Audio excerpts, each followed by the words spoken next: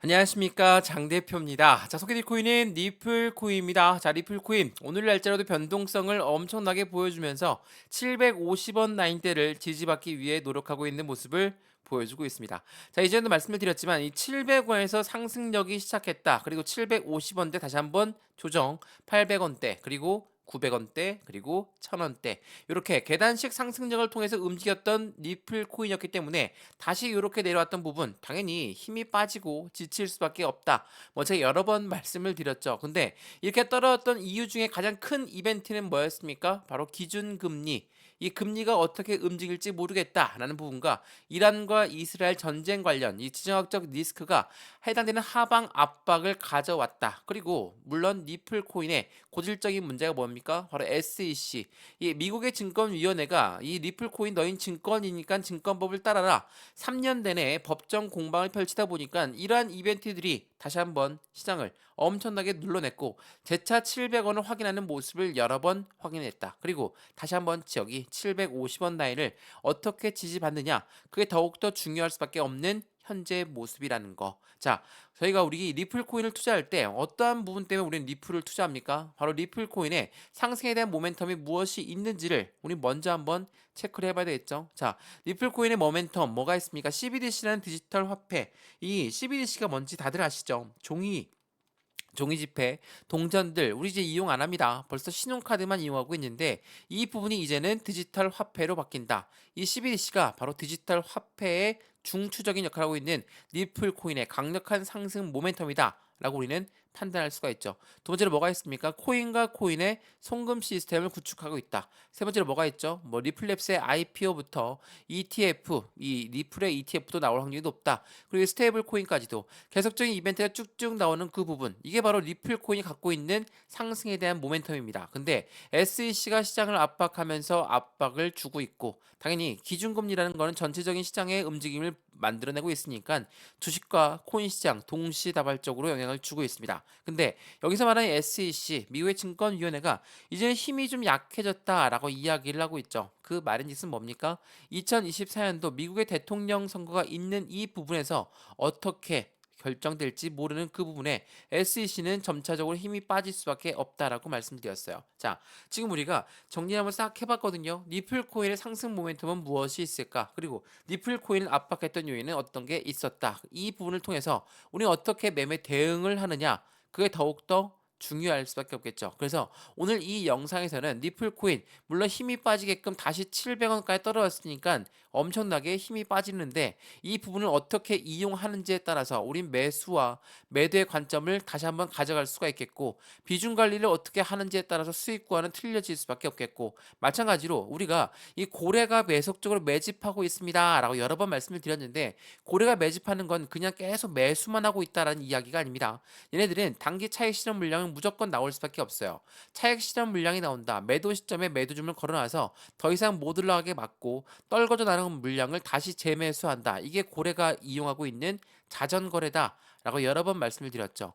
자, 이러한 부분들이 시장을 압박하고 있는 부분에서 우리도 마찬가지로 확실한 비중을 관리를 어떻게 이 바닥 구간에서 어떻게 하는지에 따라 우리의 수익 구조도 틀려질 수밖에 없다라는 것을 다시 한번 체크해 주시면 좋을 것 같고요. 이러한 부분들 하나씩 하나씩 오늘 영상에서 모두 잡아 드릴 거니까 오늘 영상은 끝까지 시청하시는 걸 다시 한번 추천드리겠고요. 오늘 영상 본격적으로 시작하기 전에 구독과 좋아요, 알림 설정 아랫부분에 따봉 버튼까지 눌러주시면 너무나 감사하고요. 전화번호도 말씀을 드릴게요. 전화번호가 010-6531번에 7908, 6531에 7908번 여기다가 숫자 1번입니다. 문자 한 통만 넣어주시면 리플코인 어떻게 매수하고 어떻게 매도할까? 비중 관리는 어떻게 할까? 나는 매입 단가가 여전히 1,500원 이상입니다. 2,000원 이상입니다. 가만히 보고 있는 게 아니라 추가 매수와 신규 매수 시점을 잡아야 되는데 어떻게 들어가야 될지 모르겠다. 이러하신 분들 오늘 영상에서 체크하시면 좋을 것 같고요. 이 모든 부분은 먼저 문자 넣어 드릴 거니까 상단 전화번호에 저한테 문자 1번 넣어주시면 제가 또한 답장을 넣어 드릴 거거든요. 지금 영상도 무료로 보고 있는 것처럼 이 문자 또한 무료입니다. 그리고 문자 내용 말고 나는 실시간 매매 대응이 필요하다.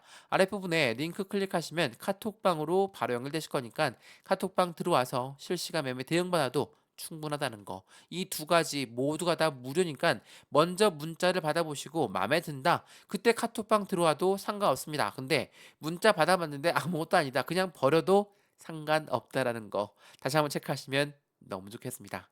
이해되시죠? 자, 그러면 오늘 영상 본격적으로 시작을 해보겠습니다. 자, 제가 서두에도 말씀드렸지만 SEC의 힘이 약해지고 있다라고 말씀을 드렸던 부분 중에 가장 큰 이유는 24년도 대통령 선거입니다. 자, 이거 한번 보시죠.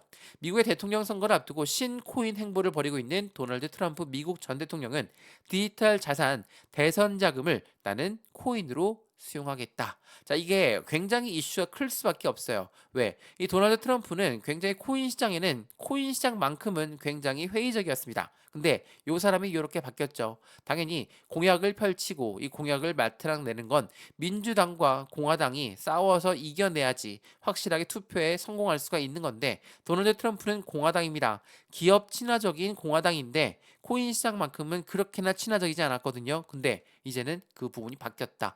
당연하겠지만 확실한 코인 시장이 이젠 제도권 자금으로 넘어가는 모습을 우리는 눈으로 확인할 수 있다라는 거. 그러면 민주당은 어떻게 할까요?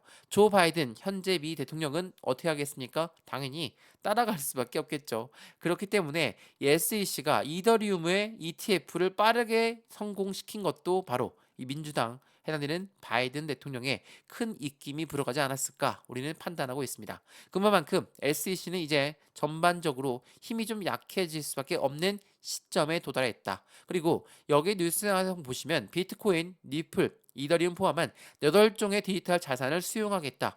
이미 비트코인, 이미 이더리움은 ETF가 승인되었습니다. 그러면 이더리움 ETF 그리고 다음에 무엇일까? 바로 리플의 ETF까지도 우리는 기대할 수 있다라는 거. 이것은 차차 말씀 한번 드려볼게요. 자, 이거 보시죠. 그래서 도널드 트럼프가 이렇게 이야기하니까 바이든 또한 바뀔 수밖에 없겠죠. 자, 보시죠.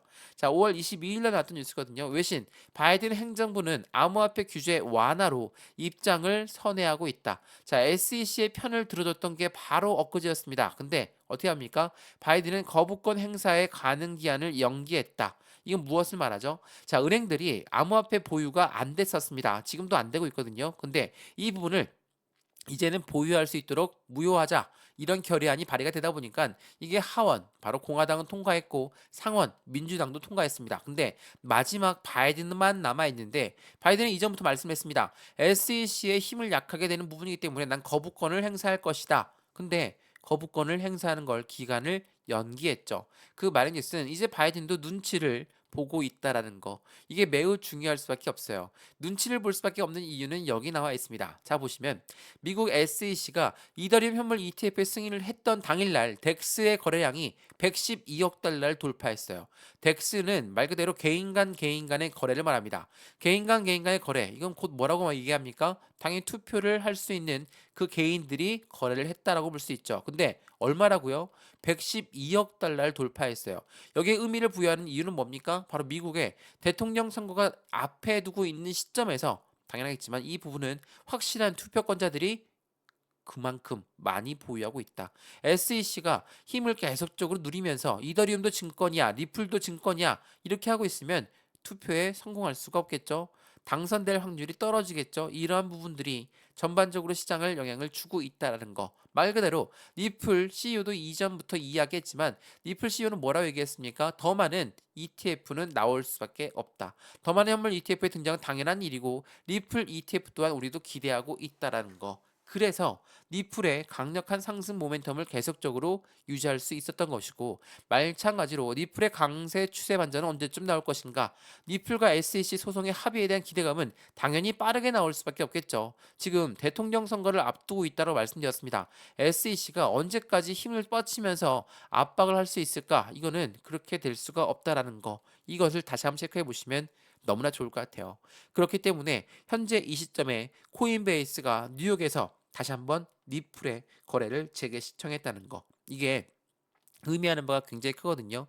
여기서 말하는 코인베이스는 정부의 말을 엄청 잘 듣는 보수적인 코인 거래소입니다. 근데 이 코인 거래소가 뉴욕 내 리플 거래를 재개를 했다라는 건 이 리플 코인이 이제는 확실하게 SEC로부터 벗어났고 그 부분에 관련해서 이제는 상승 구간을 더욱더 크게 가져갈 만한 이벤트를 갖고 올 것이다. 라고 판단을 하고 있다는 거죠. 이러한 이벤트들이 쭉쭉 나오다 보니까 리플 안에 들어가 있는 고래들은 어떻게 합니까? 당연히 고래들의 매집과 물가 완화로 인해서 추가적인 상승력을 기대할 수 있다. 여기서 말하는 고래 매집은 누굽니까? 기관이고 기업이에요. 근데 이 기관과 기업이 가장 두려워했던 건 뭡니까? 기준금리, 바로 이 물가거든요. 자, 그러니까 물가가 너무 높이 올라가다 보니까 금리를 올려서 물가를 잡아야 되겠다. 지금 물가가 점차 잡혀 있다. 잡혀가고 있다라는 이벤트로 만들어지면 인하가 가능하죠. 금리 인하가 가능하다면 당연히 기업과 기관들 입장에서는 더욱더 큰 투자 자금을 입금할 수 있겠죠.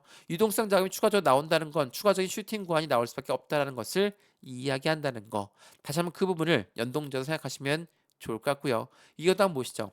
리플의 가격 하락 가능성은 직면했습니다. 근데 새로운 매수 찬스가 열렸다라고 해요. 이게 지난 5월 21일 날 나왔던 뉴스거든요. 리플의 가격이 떨어진다라고 했는데 왜 새로운 매수 찬스가 열렸다라고 했을까?